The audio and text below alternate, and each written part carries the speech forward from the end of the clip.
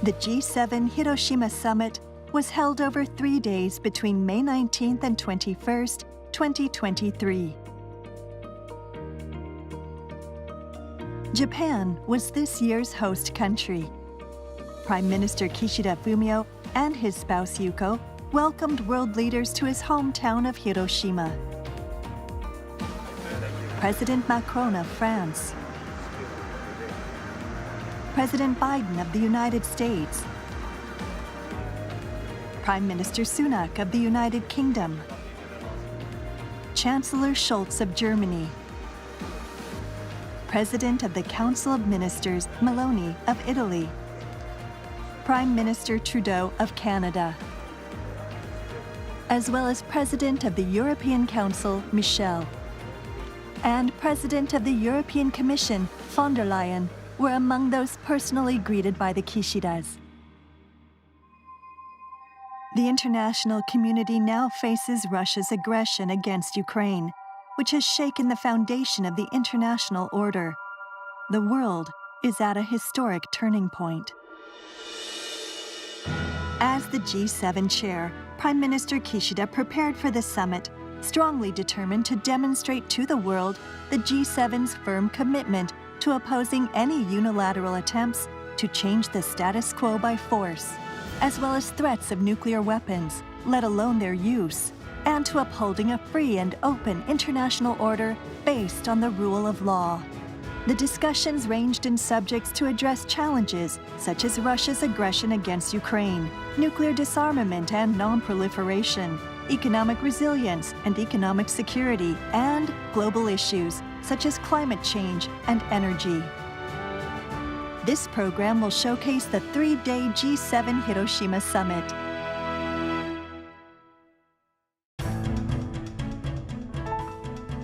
The city of Hiroshima is located in the western part of Japan. It is the central city of the Shikoku and Chugoku regions, with a population of approximately 1.2 million people. It was the first city in the world to be devastated by a nuclear weapon, but now has become a city that symbolizes hope for international peace. Hiroshima City faces the tranquil Seto Inland Sea and enjoys a mild climate throughout the year. The summit was held south of Hiroshima City at the Grand Prince Hotel Hiroshima in Ujinajima, a triangular building 23 stories tall.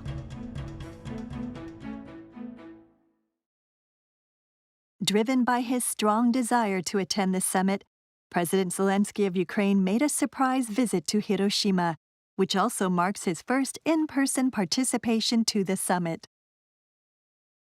I recommend it strongly to come here to Japan, to go to Hiroshima, the city of peace, and to meet here the leaders, because this is the place where we should discuss how to get to a just peace.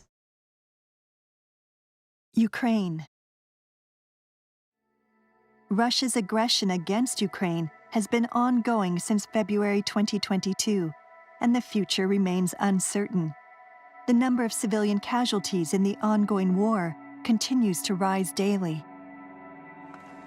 Prior to the summit, Prime Minister Kishida visited Ukraine in March 2023. He offered flowers to the victims in Bucha City on the outskirts of Kyiv and listened directly to those who had experienced the atrocities caused by Russia's outrageous acts. こうした残虐な行為に対して強い憤りを感じます。日本はこれからもウクライナの平和を取り戻すために最大限の支援を行っていきたいと思います。At the G7 Hiroshima Summit, discussions were held on the Ukraine issue. President Zelenskyy expressed gratitude during the gathering of world leaders for the support from G7 members and reiterated Ukraine's unwavering stance against Russia's aggression. Кожен у світі має визнавати державні кордони, кожен у світі має захищати справедливість, кожен у світі має дбати про життя, кожен у світі має сприймати мир своїм обов'язком. The G7 leaders once again condemned in the strongest possible terms Russia for its clear violations of international law. They promised to bolster diplomatic, financial, humanitarian, and military support needed by Ukraine for as long as it takes in order to bring about peace. You know, and this morning, I once more shared and assured President Zelenskyy, together with all G7 members and our allies and partners around the world, that we will not waver. We're going to continue to provide economic, humanitarian, and security assistance to Ukraine so it can stand strong as long as it needs it.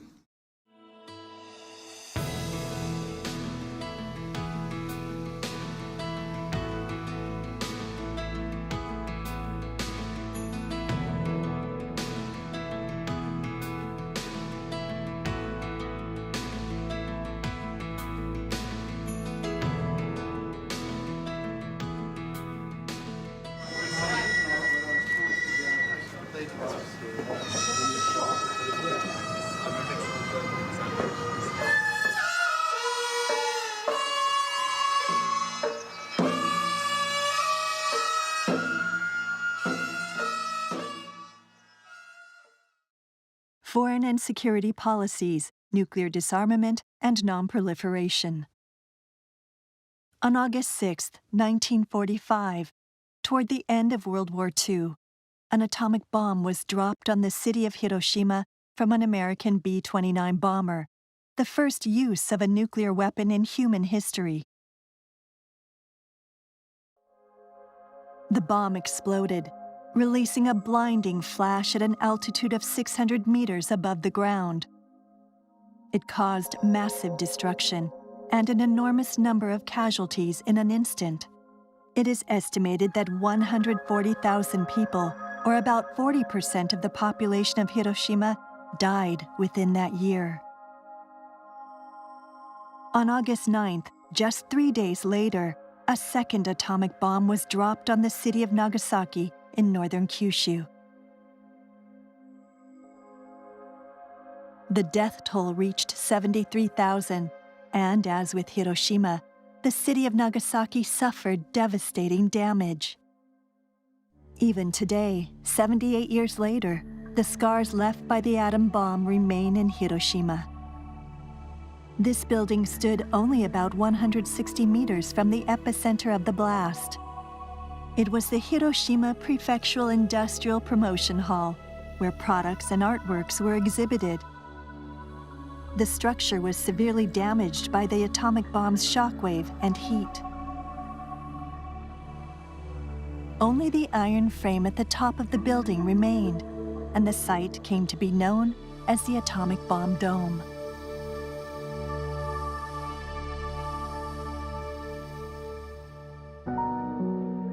The Peace Memorial Park was established to serve as a permanent symbol of peace near the atomic bomb's detonation.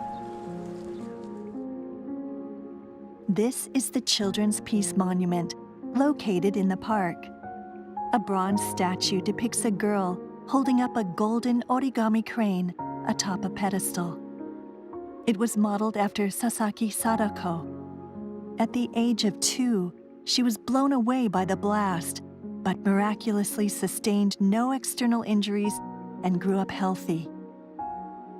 However, at the age of 12, she was diagnosed with leukemia and hospitalized. Sadako received 1,000 origami cranes as a get-well gift, and while they inspired her to start folding her own cranes, carrying her wish to live, the leukemia claimed her life 8 months later. Sadako's death prompted her elementary school classmates to petition for a statue to mourn the child victims of the atomic bomb.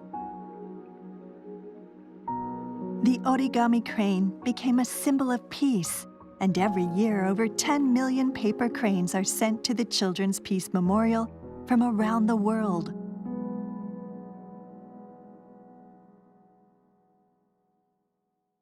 The Hiroshima Peace Memorial Museum's mission is to convey the reality of the use of nuclear weapons. Video is projected on a topographic model of a 5-kilometer blast radius over Hiroshima City, illustrating how the city was turned to scorched rubble in an instant in the atomic bomb's wake. The museum's photographs taken directly after the bombing show the horrors it left behind. These artworks portray what the atomic bomb victims experienced. Many items, including clothes that victims were wearing, are exhibited. A large number of visitors from overseas come to better understand the reality of nuclear weapons. Really shocking, scary, yeah. I think that important for the children to know what happened so that they can learn their generation. And I see that people should go to this museum and see how hard and how awful atomic bombs can be and why we shouldn't use it anymore. During this summit, the participating leaders visited the Hiroshima Peace Memorial Museum together. It was an experience that would become part of their histories. Following their museum visits and speaking with survivors, the leaders reflected on what they felt and what they wanted to convey to the world for the guest book. President Macron of France wrote, "It is our responsibility to act for peace. That is the only struggle which deserves to be led." President Biden of the U.S. wrote, "Together, let us continue to make progress toward the day when we can finally and forever rid the world of nuclear weapons." President of the Council of Ministers of Italy, Meloni, wrote, "Today, let us remember the past and envision a hopeful future together." President of the European Commission, von der Leyen, wrote, "It is a stark reminder of the terrible cost of war and our everlasting duty to protect and preserve peace."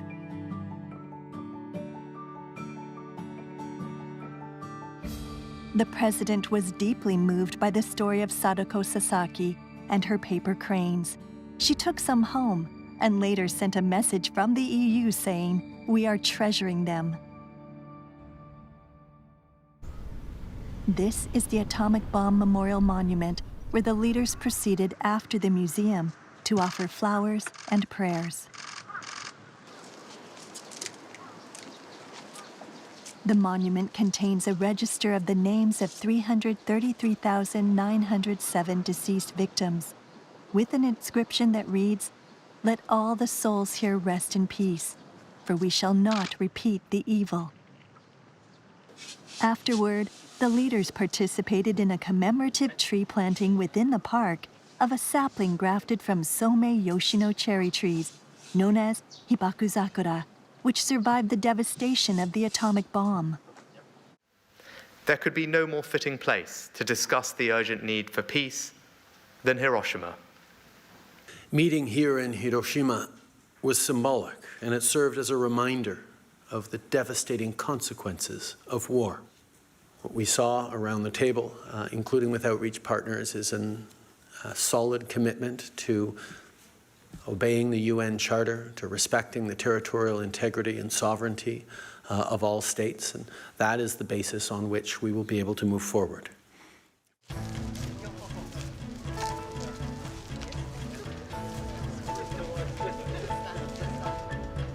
At the summit, the G7 leaders' Hiroshima Vision on Nuclear Disarmament was issued.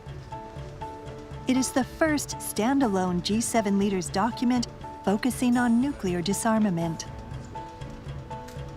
The historic document reaffirmed their commitment to a world without nuclear weapons, with concrete agreements, future priorities, and directions toward a world without nuclear weapons, an opportunity to build the international community's momentum toward a world without nuclear weapons.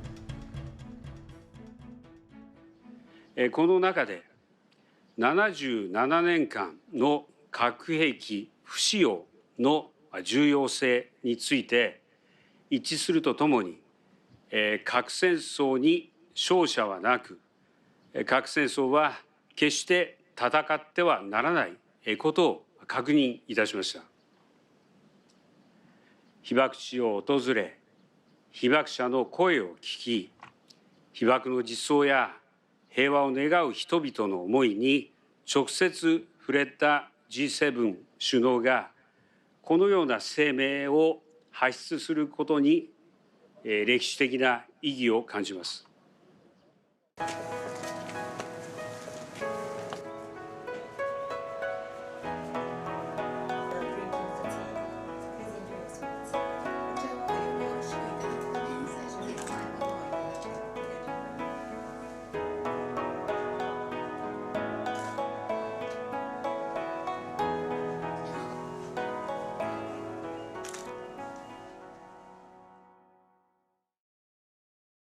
Economic resilience and economic security. The rise of energy and raw materials prices due to the worldwide COVID-19 pandemic and Russia's aggression against Ukraine have laid bare vulnerabilities in the global economy. There is also an increase in moves by some countries to leverage economic dependency and coerce other countries or regions in order to achieve their own strategic interests. Emerging technologies such as AI, which bring greater convenience to people's lives, could be subverted for military use and pose risks to national security. The G7 Hiroshima Summit saw the announcement of the G7 leaders' statement on economic resilience and economic security, and the G7 Clean Energy Economy Action Plan. 多角的貿易体制の重要性は変わらない一方で、グローバルサウスを含む国際社会全体の経済的強靭性と経済安全保障を強化していくことも必要です。そのために G7 としてサプライチェーンや基幹インフラの強靭化、経済的威圧に関するプラットフォームの立ち上げなど、取り組みを強化し、また世界全体のクリーンエネルギー経済への移行をリードしていきます。Working together to address multiple crises, climate change, energy, environment. The Paris Agreement adopted at COP21 set a long-term goal to pursue efforts to limit the increase in the global average temperature to 1.5 degrees Celsius above pre-industrial levels. There is now a focus on net zero by 2050, the target of reaching net zero greenhouse gas emissions by 2050 and how each country will work towards achieving this goal. Russia's aggression against Ukraine has prompted European countries to reduce their dependence on Russian natural gas and oil, leading to an increase in international energy prices. For the first time, the summit incorporated a tiered approach to the phase-out of unabated fossil fuels, including not only coal, but also oil and natural gas. The targets for the introduction of renewable energy were explicitly stated. The 7 nations aim to increase the production of solar power to over 1 billion kilowatts collectively by 2030, more than 3 times the current level. They aim to increase offshore wind power production by 150 million kilowatts. They shared the importance of their common goal of net zero emissions through various pathways according to each country's situation. Professor Emeritus John Curtin of the University of Toronto is a leading expert in research focused on the G7. I think the most important one was climate change. And we only have about 4 more years to control it before we go over irreversible tipping points. So I was encouraged that the Hiroshima Summit did just enough to give us a little more time before we can take the big, bold actions needed to do what we must. Strengthening engagement with partners. Amid the increasing influence of the emerging and developing countries, collectively known as the Global South, the G7 strengthened their engagement with international partners through discussions on various challenges faced by the international community, with the leaders of 8 invited countries, including India and Brazil, and relevant international organizations. During these meetings, the leaders of the G7 and the invited countries jointly issued the Hiroshima Action Statement for Resilient Global Food Security. They shared the importance of close collaboration to build more resilient, sustainable, and inclusive agricultural and food systems.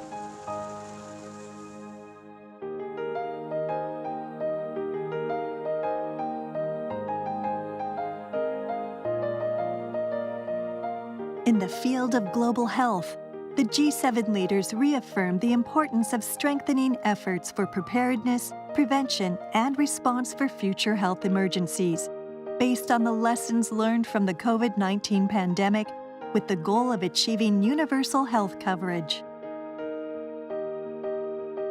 One of the efforts was the G7 leaders' shared commitment to enhancing equitable access to medical countermeasures through the announcement to establish the MCM Delivery Partnership for Equitable Access. 国際保険については G7 全体として資金貢献を行っていく中で日本はグローバルヘルス技術振興基金への2億ドルのプレッジを含め官民合わせて75億ドル規模の貢献を行う考えです。Secretary General Guterres of the United Nations participated in the outreach sessions. What I believe is clear is that there is a growing conscience in developed countries, and I felt it in the G7, that not enough is being done, both to reform outdated institutions and at the same time to, I would say, remove the frustration of the Global South by an effective policy of solidarity with the Global South.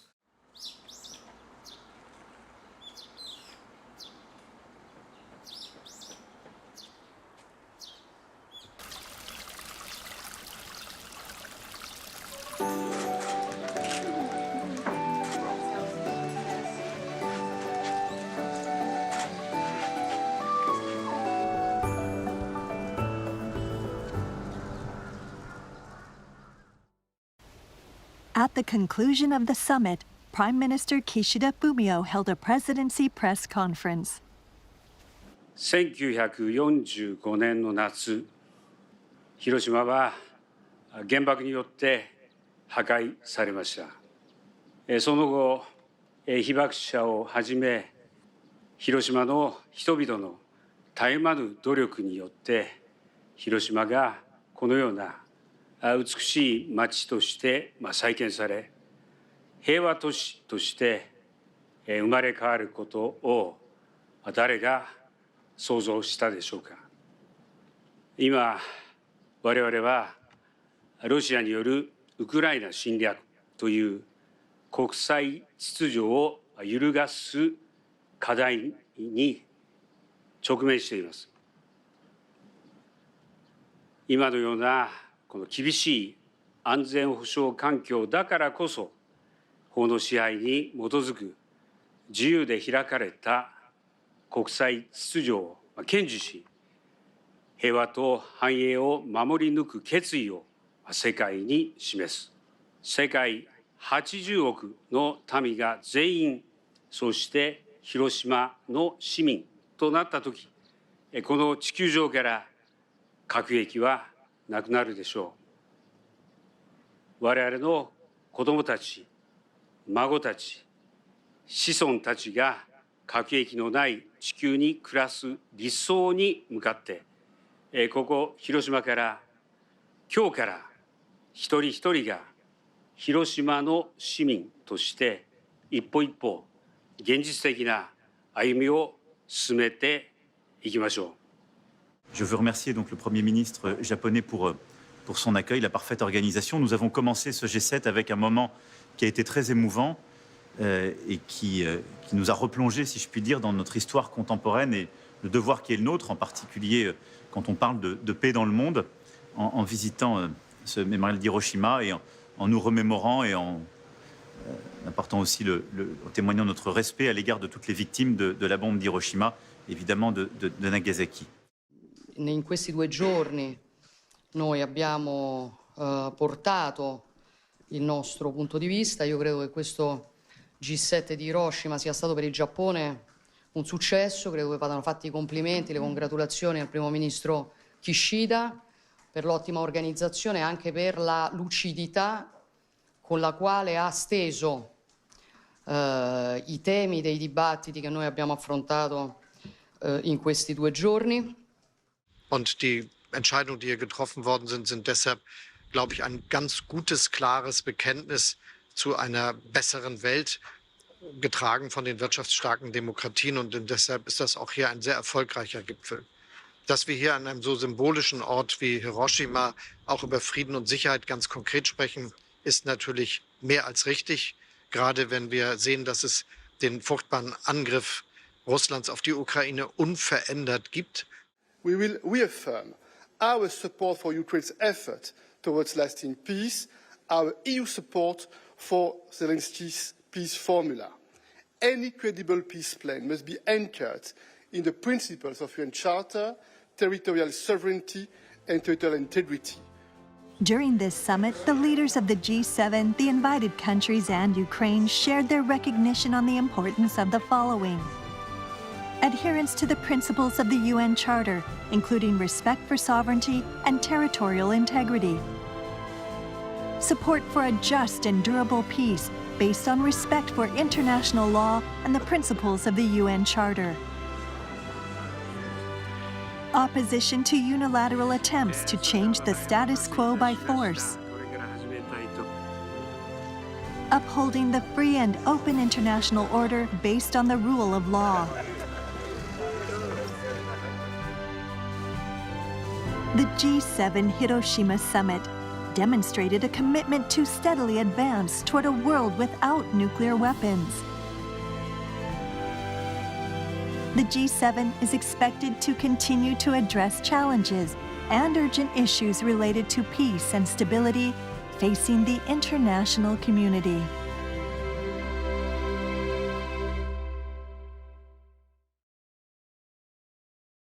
This program was made possible by the Government of Japan.